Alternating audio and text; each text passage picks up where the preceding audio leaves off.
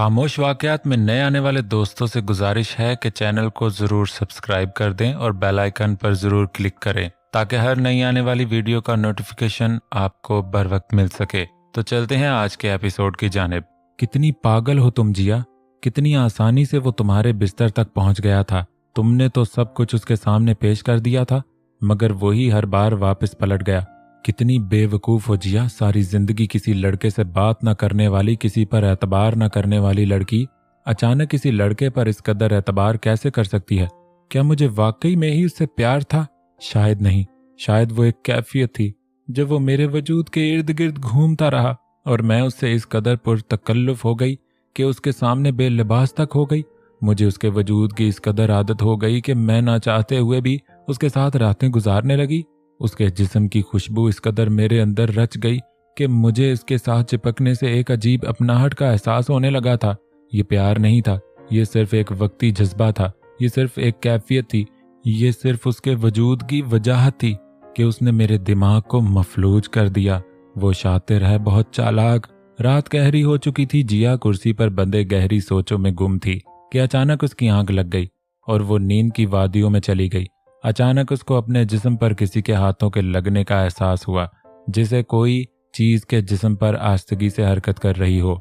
वो चौंक गई थी। उसने एकदम से अपनी आंखें खोली तो सामने शहान को देखा, जो उसके हाथों से रस्सियां खोल रहा था। क्या क्या कर रहे हो तुम? दूर हट जाओ, मेरे करीब मत आओ। जिया ने मुश्किल से अपने असाब पर काबू पाया था। घबराओ मत, तुम्हारे हाथ खोल रहा हूं ताकि तुम सुकून से सो सको। शहान मुसलसल रस्सियां खोलने में मसरूफ था। एक एक करके उसने दोनों हाथ और पांव खोलकर जिया को रस्सियों से आज़ाद कर दिया था। तुम अगर ये सोच रहे हो कि तुम्हारी इन मेहरबानियों से मुतासिर होकर मैं तुम्हारे साथ निकाह के लिए तैयार हो जाऊंगी, तो ये तुम्हारी भूल है। दुश्मनियां एक तरफ, आखिर तुम्हारे साथ एक ही बिस्तर में कई रातें गुजार चुका हूं। अब इतना तो हक बनता है कि तुम्हें रात को पुरसकून कर सकूं ताकि तुम अच्छे से सो सको। सुबह फिर बांध देंगे। तुम एक मक्कार और धोखेबाज शख्स हो जो किसी के जज्बात के साथ सिर्फ अपनी खानदानी लड़ाई की वजह से खेलता रहा। जिया आंखें फाड़ कर शहान को देख रही थी। अगर मैं धोखेबाज होता तो तुम्हें निकाह की ऑफर कभी ना करता, हालांकि तुम मुझसे 4 साल बड़ी हो। तुम्हारी नज़र सिर्फ हमारी ज़मीन पर है। ये सिर्फ तुम्हारा दिमागी फतूर है। तुम्हारे हिस्से में 800 एकड़ ज़मीन आती है और मेरे हिस्से में पहले से 1300 एकड़ ज़मीन है।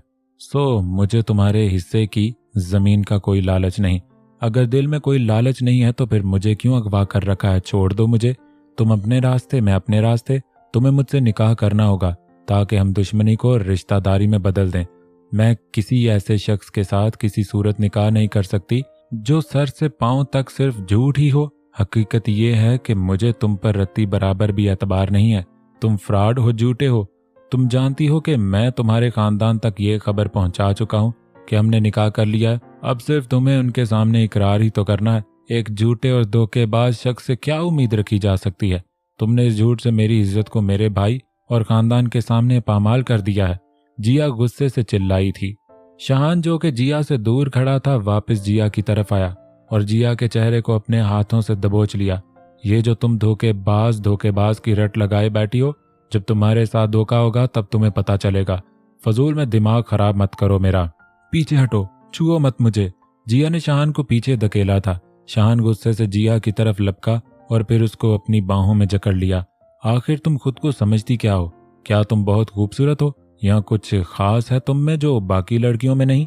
शहान ने जिया की शर्ट फाड़ कर उतार दी थी। जिया अपने दोनों बाजुओं से अपना सीना छुपाने लगी थी। क्या छुपा रही हो अब मुझसे, जब खुद सब कुछ दिखा चुकी हो, एक एक अंग? शहान ने जिया के बाजू को उसके सीने से हटाने के लिए खींचा। नहीं शहान, रुक जाओ प्लीज। जिया बेबस नजरों से शहान की तरफ देख रही थी। नहीं, आज मैं तुम्हारा ये धोखेबाज वाला शौक पूरा कर ही दूं। ये जो फतूर तुम्हारे दिमाग में है ना।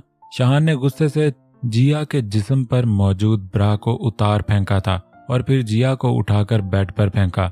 जिया घबरा गई। वो बेड की चादर से अपने जिस्म को छुपाने की कोशिश करने लगी। शहान ने अपनी शर्ट उतार दी और बेड की तरफ बढ़ने लगी।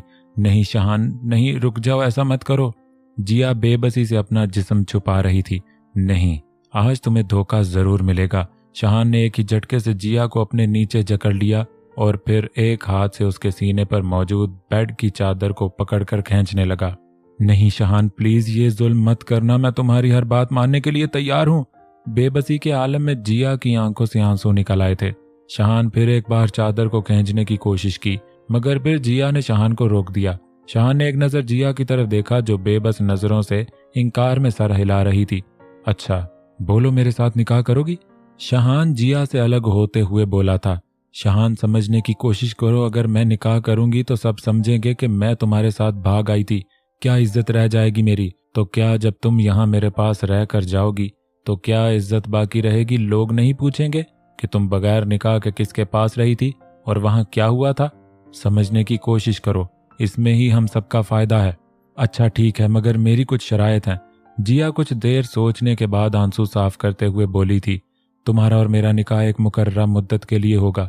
उसके बाद तुम मुझे छोड़ दोगे और इस दौरान तुम मुझे हाथ तक नहीं लगाओगे। तुम पागल हो जिया? निकाह में मुद्दत मुकर्रर नहीं की जा सकती। कोई भी निकाह मुद्दत मुकर्रर करके नहीं होता। शहान वापस अपनी शर्ट पहनने लगा था। मैं जानती हूँ, मैं मुद्दत मुकर्रर करने का नहीं कह रही, सिर्फ इतना कह रही हूँ कि जब निकाह का मकसद पूरा हो जाएगा तो तुम मुझे आज़ाद कर दोगे, ताकि मैं अपनी पाकदामनी का सबूत सच बताकर दे सकूं। ठीक है, शायद इस तरह तुम्हारे दिल से ये वहम भी निकल जाए कि मुझे तुम्हारी ज़मीन का कोई लालच हो। सुबह तुम निकाह की तमाम शराइत लिखवा देना, मैं वकील भेज दूंगा। हम कल ही निकाह करने वाले हैं। शहान ने अपनी शर्ट को ठीक किया और फिर जमीन पर गिरे जिया के कपड़े जिया की तरफ फेंककर वहां से चला गया। शाबाश फरहान, शाबाश, तुमने कर दिखाया। बस इसी तरह इसको अपने पास ही रखो। दाऊद का ख्याल उसके दिमाग से भी निकल जाना चाहिए। मरियम फरहान की तरफ से हरम की खुफिया कैमरे से बनी तस्वीर को देख रही थी। भाई वाह, कमाल कर दिया तुमने। फरहान थोड़ा आगे बढ़ा और मरियम की कमर पर से हाथ फेरते हुए नीचे तक ले गया। अब देख लें, थोड़ा सा कमाल भी करने देना। फरहान जेरे लब मुस्कुराहट के साथ मरियम की तरफ देख रहा था। तुम होश में तो हो फरहान? मरियम गुस्से से फरहान की तरफ देखने लगी। एक दफा तुम नीचे तो आओ, फिर बताता हूँ होश में हूं या नहीं। फरहान दिल में ही बड़बड़ाया था। अब मैंने आपके लिए इतना कुछ किया है मैडम, तो आपका भी तो फर्ज बनता है कि आप भी कुछ नवाजिशात हम पर करें। मुफ्त में नहीं तुम कर रहे, मुंह मांगी रकम दे रही हूँ। शायद तुम दुनिया के वाहिद मर्द होगे जिसे अय्याशियां करने का मुआवजा मिलता है। पैसों में क्या रखा है, सारा सुकून तो आप दाऊद को दे रही हैं। इस संदली जिस्म का थोड़ा सा हक तो मेरा भी बनता है। आखिर मैं सबसे पुराना मुलाजिम हूँ। फरहान ने मरियम का बाजू पकड़कर अपनी तरफ खींचने की कोशिश की। मरियम ने जोरदार चमाटा फरहान के मुंह पर दे मारा। तुम अपनी औकात भूल रहे हो फरहान। बेहतर यही है कि तुम नजरें झुकाए वफादार कुत्तों की तरह मेरे सामने खड़े रहो। मरियम को गुस्से में देखकर फरहान एकदम खामोश हो गया था। इससे पहले कि वो कोई जवाब देता, जिब्रान अचानक से अंदर आ गया, जो कमरे के सामने से गुजर रहा था। यहाँ सब ठीक है क्या? ओ फरहान, तुम यहाँ खड़े हो, मैं तुम्हें वहां ढूंढ रहा हूँ। हाँ सब ठीक है, मैं भी तुम्हें ही ढूंढ रही थी जिब्रान। मरियम एकदम चेहरे पर मुस्कुराहट ले आई थी ताकि जिब्रान को कोई शक न हो। जिब्रान, वो वकील से बात कर ली तुमने? नहीं, मेरा नहीं ख्याल कि हमें जिया को आग करना चाहिए। वो कौन सा अपनी मर्जी के साथ गई है। क्यों फरहान, ठीक कहा ना? जी। फरहान के मुंह से बमुश्किल यही निकला था। उसके चेहरे से अभी तक तपश निकल रही थी। अगर हमने उसे आग ना किया तो उसके हिस्से की जायदाद सारी बाजवा खानदान को मुंतकिल हो जाएगी। बेहतर है कि हम उसे आग कर दें ताकि हमारा उससे कोई ताल्लुक वास्ता ना रहे। वो तो पहले ही बचपन से ही हमसे दूर रही है। अब उसको यूं खानदान से आग कर देना मुनासिब नहीं है। वो क्या सोचेगी? आखिर हमें उसके एहसासात को भी देखना चाहिए। तो फिर क्या हम यूं अपनी जायदाद बाजवा खानदान के हवाले कर देंगे? मरियम सवालिया नजरों से जिब्रान को देखने लगी थी। तुम भूल रही हो कि फजर हमारे पास ही है। अगर मैं फजर से निकाह कर लूं तो फजर के हिस्से की जमीन भी तो हमें मिल जाएगी। क्या तुम अब फजर से शादी करोगे जिब्रान? मरियम आंखें छोटी करके जिब्रान को घूरने लगी। दुश्मनों से दुश्मनी की जाती है, रिश्तेदारी नहीं। अगर तुमने निकाह करना है तो फिर तानिया से करो, क्योंकि तानिया से निकाह का दुख फजर से ज्यादा दुख देगा। तानिया किसी और की बीवी है तो क्या हुआ, हमें तो दुश्मनी पूरी करनी है ना। क्या वक्त आ चुका है, कहाँ एक दूसरे की औरतें अब दुश्मनी के लिए इस्तेमाल होंगी। जिब्रान कुछ देर सोचने के बाद उदास चेहरे के साथ बोला था। औरतों को इस्तेमाल करने की शुरुआत उन्होंने की थी जिब्रान। पहले वो फजर को तुम्हारे करीब आने के लिए इस्तेमाल करते रहे और अब जिया के साथ जबरदस्ती निकाह उन्होंने हमसे एक लड़की छीनी है, हम दोनों छीन लेंगे। औरतों को इन मामलात में नहीं आना चाहिए था। अब आ चुकी हैं तो क्या कर सकते हैं जिब्रान। मैं वकील से बात करती हूँ, वो तानिया के खुला के कागजात तैयार करवाता है। नहीं, उसकी ज़रूरत नहीं। क्या तुम्हारे दिल में उनके लिए कोई नर्म गोशा है?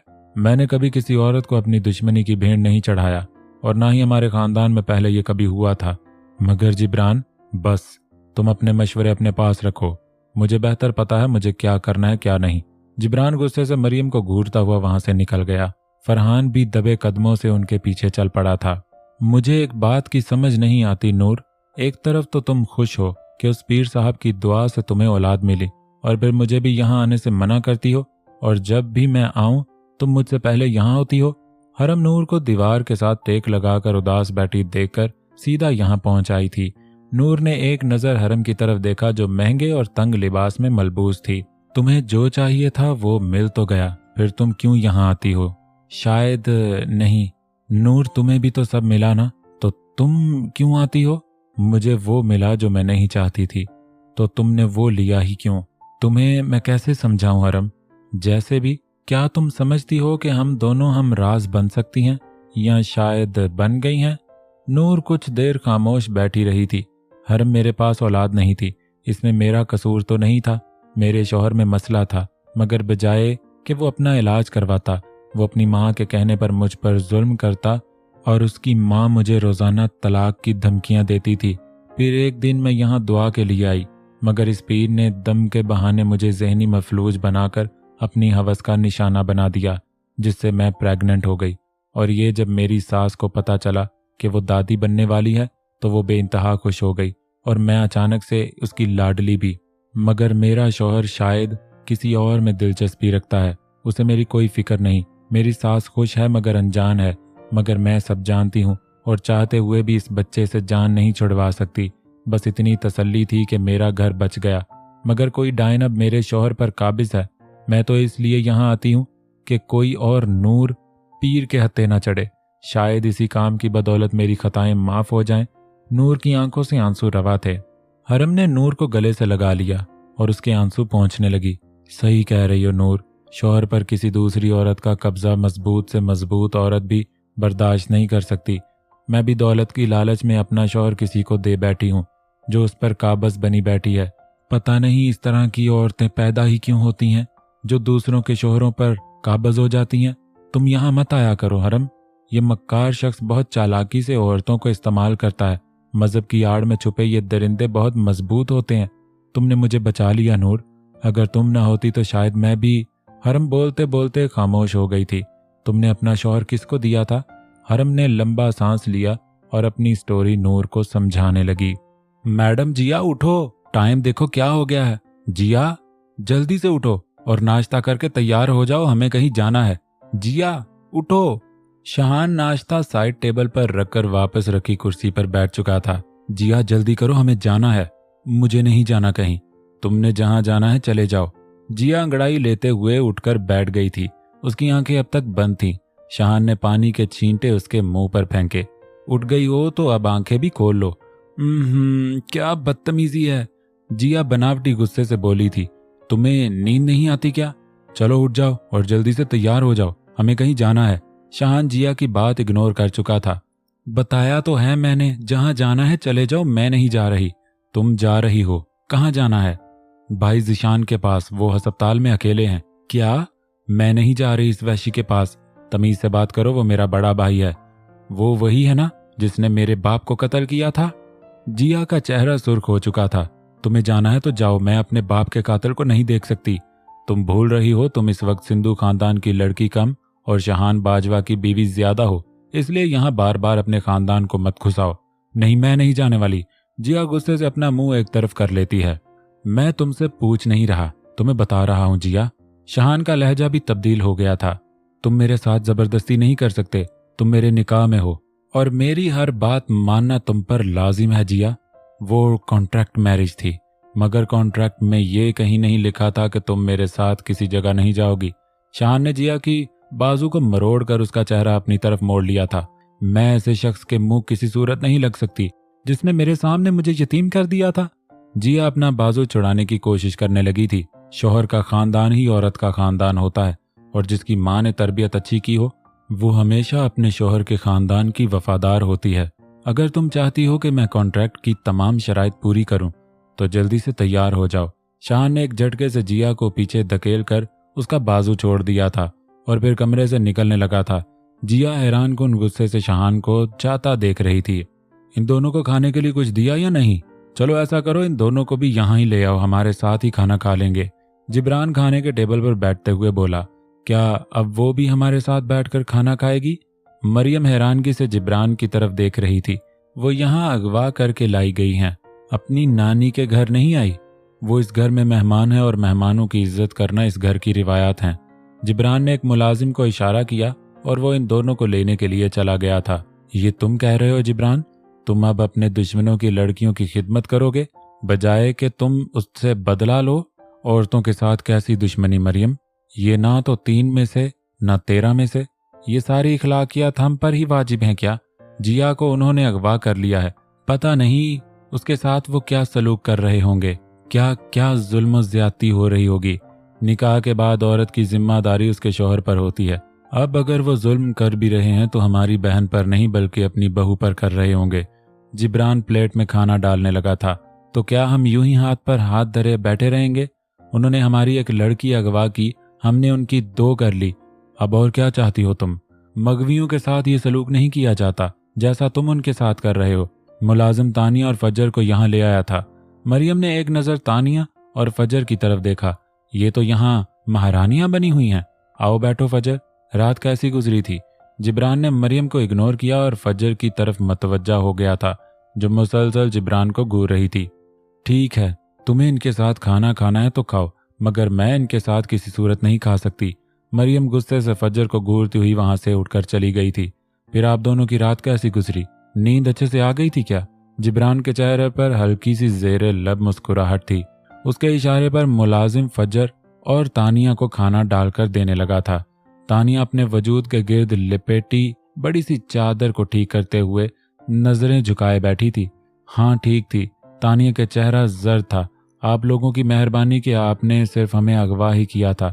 अगर तुम्हें लगता है कि तुम्हारी इस रहम दिली से मैं मुतासिर हो जाऊंगी तो ये तुम्हारी भूल है। फजर गुस्से से घूरती हुई बोली। उसने खाने का चम्मच इस अंदाज में पकड़ रखा था जैसे वो किसी के पेट में घुसा देगी। तुम्हें ये बात मैं एक अरसे से समझा रहा हूँ कि हम मर्दों की लड़ाइयाँ हमें ही लड़ने दो, औरतों को इस आग में कूदने की ज़रूरत नहीं। मगर मर्दों की लड़ाइयों का खमियाजा हम औरतों ही क्यों भुगतना पड़ता है? आप मर्द तो एक दूसरे को मारते वक्त ये भी नहीं सोचते कि आपके बाद आपकी बेवाओं का क्या बनेगा। मेरी बातें शायद आपको चुभती हों मगर हकीकत यही है। तानिया बोलते बोलते रुक गई थी। उसने नजरें उठाकर एक नज़र जिब्रान को देखा था। किसी का शौहर, किसी का भाई, किसी का बाप, किसी का बेटा जब मर जाता है तो उस औरत पर क्या गुजरती है इसका अंदाजा ना तो मारने वाले मर्द को होता है और ना ही मरने वाले मर्द को। इस बार यह लड़ाई तुम्हारे भाई ने शुरू की थी। जब भाई के सामने उसकी बहन की किरदार कशी की जाएगी तो जिशान तो क्या दुनिया का कोई भाई भी बर्दाश्त नहीं करता। भाभी रहने दें, किसी को समझा रही हैं, ये सिर्फ गोली असलहा की जुबान ही समझता है। फजर तानिया को खामोश कराने लगी थी। तुम लोगों ने जिया को अगवा करके जलती पर तेल डाला था। यह हमारी शराफत ही समझें कि हम मेहमानों को बहुत इज्जत देते हैं। अगवा? तानिया तंजिया अंदाज में मुस्कुराई थी। उसने खानदानी तरीके से निकाह किया है, आप लोगों की तरह नहीं। मगवी बनाया ताकि कल को कोई उसके किरदार पर उंगली ना उठा सके। इस निकाह की कोई हैसियत नहीं होती जो जोर जबरदस्ती से किया जाए। बात को हर दफा बढ़ावा आपकी तरफ से दिया गया था।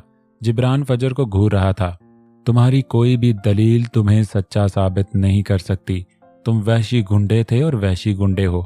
फजर के गुस्से भरे लहजे को देखकर जिब्रान के माथे पर कुछ सिलवटें आई थी।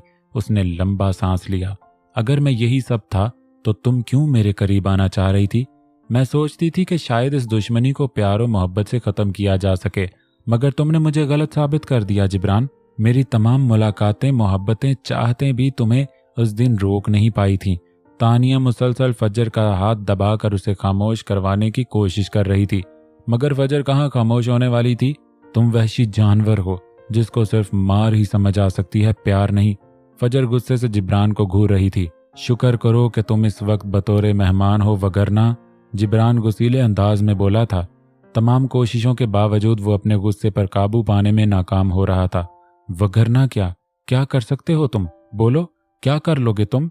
फजर ने ग्लास में मौजूद पानी को जिब्रान की तरफ फेंक दिया था। तानिया हैरानगी से फजर की तरफ देख रही थी। वहां मौजूद मुलाजमों ने जल्दी से फजर को पकड़ लिया था ताकि वो मजीद कुछ ना कर पाए। इस जंगली बिल्ली को यहाँ से ले जाओ, जिब्रान गुस्से से चीखा था। शहान, मैं तुम्हारी हर बात मानने को तैयार हूँ, मगर मुझसे ये नहीं होगा। प्लीज ऐसा मत करो मेरे साथ।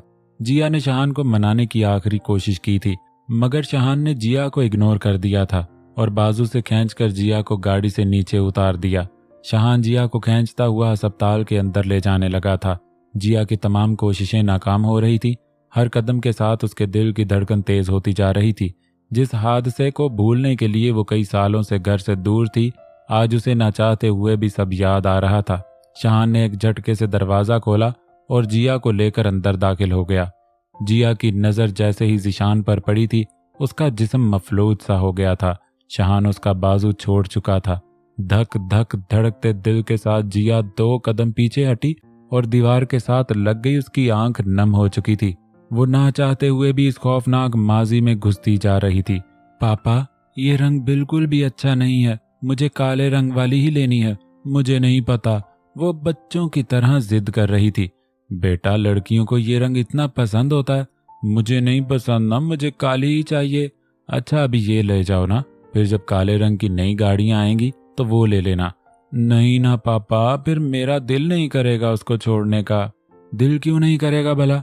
पापा, मैं जो चीज़ एक बार ले लेती हूँ फिर उस चीज़ को छोड़ने का बिल्कुल दिल नहीं करता मेरा। तो अब फिर मेरी लाडली बेटी क्या चाहती है? मुझे काली ही लेनी है। बेटा, अभी वो उनके पास है नहीं, वो कुछ दिन बाद मिलेगी। चले, मैं कुछ दिन इंतज़ार कर लूँगी। वो क्या है ना, मुझसे बार बार चीज़ें तब्दील नहीं होती ना। अच्छा बेटा, ठीक है, मैं ऑर्डर कर दूंगा। अब घर चलें या यहीं पूरा हफ्ता इंतज़ार करना है?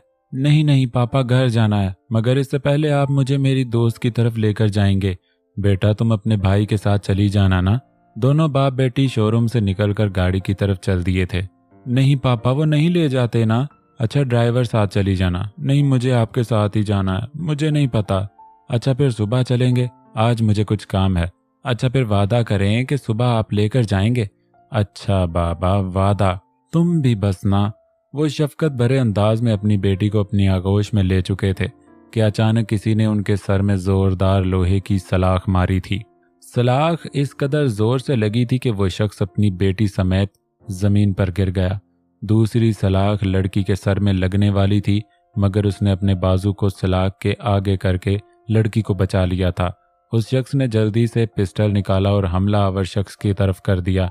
इससे पहले कि गोली चलती, हमलावर ने जोर से सलाख हाथ पर मारी और पिस्टल एक तरफ जा गिरा। उसके बाद वो हमलावर मुसलसल लोहे की सलाखें बाजुओं और टांगों पर मारता रहा। सहमी हुई लड़की डरते डरते पिस्टल की तरफ गई और पिस्टल पकड़कर हमलावर को गोली मारने लगी थी, मगर कांपते हाथ गोली चलाने के काबिल न थे। हाथ में पकड़े पिस्टल का खौफ हमलावर से ज्यादा लड़की पर था। लड़की चाहते हुए भी गोली ना चला पाई और हमलावर लड़की के सामने उसके बाप को गोलियां मारकर कत्ल कर चुका था। इस वक्त गोली ना चला पाने का दुख उस वाक्य के कई साल बाद तक भी उसको तंग करता रहा था। उस वक्त चलने वाली एक गोली उसके बाप को बचा सकती थी। वो हमलावर ज़िशान ही था जो आज अस्पताल में बेबस नीम बेहोश हालत में था, और वो लड़की जिया ही थी जो इस वाक़े को भूलने के लिए सालों से ये शहर छोड़ चुकी थी। अपना नाम, अपनी पहचान तक बदल चुकी थी, मगर आज किस्मत फिर जिया को वापस ले आई थी। जिया दीवार के साथ टेक लगाए जमीन पर बैठ गई थी। उसकी टांगें उसके जिस्म का बोझ नहीं उठा पा रही थी। उस दिन होने वाली गुफ्तगू का एक एक लफ्ज गुजरा हुआ एक एक लम्हा उसे दोबारा याद आ गया था। वो ज़ारो कितार रोने लग गई थी। जिया ने अपने दोनों हाथों से अपना चेहरा ढक लिया था। शहान ने जब जिया को रोते देखा तो वापस उसकी तरफ पलटा। जिया, मैं तुम्हारा दुख समझ सकता हूँ। जिन हालात का सामना तुमने किया मैं भी उस सब से गुजरा हूँ। मैं जानता हूँ कि अपनों के खो जाने का गम क्या होता है, और फिर बाप का खो जाना। बाप वाहद ऐसी हस्ती है जो अपनी जवान औलाद की ख्वाहिशात भी बच्चों की तरह पूरी करता है। शहान जिया के साथ जमीन पर बैठ गया था। शहान ने एक हाथ जिया के कंधे पर रखकर उसे दिलासा दिया था। जिया, हम दुनिया के लिए सिर्फ एक नंबर हैं, मगर अपने खानदान के लिए हम ही दुनिया हैं। इस वक्त तुम्हारे पास मौका था कि तुम गोली चलाकर अपने बाप को बचा लेती, मगर तुम नाकाम रही। आज फिर तुम्हारे पास मौका है कि तुम हम सबको बचा लो। ज़िशान के मर जाने से इसकी बीवी पर जो गुजरेगी उसका अंदाज़ा तुम नहीं कर सकती, और जिब्रान के मरने से तुम लोगों पर जो गुजरेगी इसका अंदाज़ा हम नहीं कर सकते। आखिर कब तक हम अपनों को यूं रोते रहेंगे? हम माजी नहीं बदल सकते मगर मुस्तकबिल बदल सकते हैं। हम जिंदगियां बचा सकते हैं। जिया की ये हालत देखकर शहान की आंखें भी नम हो चुकी थी। जिया शहान के साथ लिपट कर रोने लगी थी। दाऊद, तुम अभी तक फारिग नहीं हुए क्या? मैं कब से इंतजार कर रही हूँ तुम्हारा। मरियम भैंसों का दूध निकालते दाऊद के पास पहुंच आई थी। सारी जोर आजमाई यहाँ ही करनी है या कुछ बचा भी लोगे? मरियम हल्की सी मुस्कुराहट के साथ बोली थी। मैम साहबा, वो क्या मैम मैम लगाई रखते हो? मरियम कहा करो ना। जी वो बस थोड़ा सा दूध ही रह गया है बस। अच्छा बस करो, जितना हो गया काफी है, बस थोड़ा सा बाकी है। नहीं रहने दो, इधर आओ। दाऊद दूध की बाल्टी उठाए मरियम के करीब पहुंचाया था। मरियम ने दाऊद के सीने पर हाथ रखा। आखिर इतनी ताकत का राज क्या है दाऊद? दाऊद 2 कदम पीछे हटा था। वो चाहते हुए भी मरियम को इनकार नहीं कर सकता था। एक तो तुम्हारी शर्म, लड़कियों की तरह शर्माते हो तुम। मरियम फिर दाऊद के करीब हो गई थी। वो हरम कहाँ है?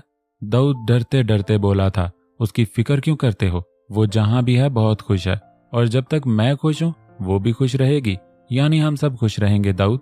अच्छा दाऊद, तुम मेरा एक और काम करोगे क्या?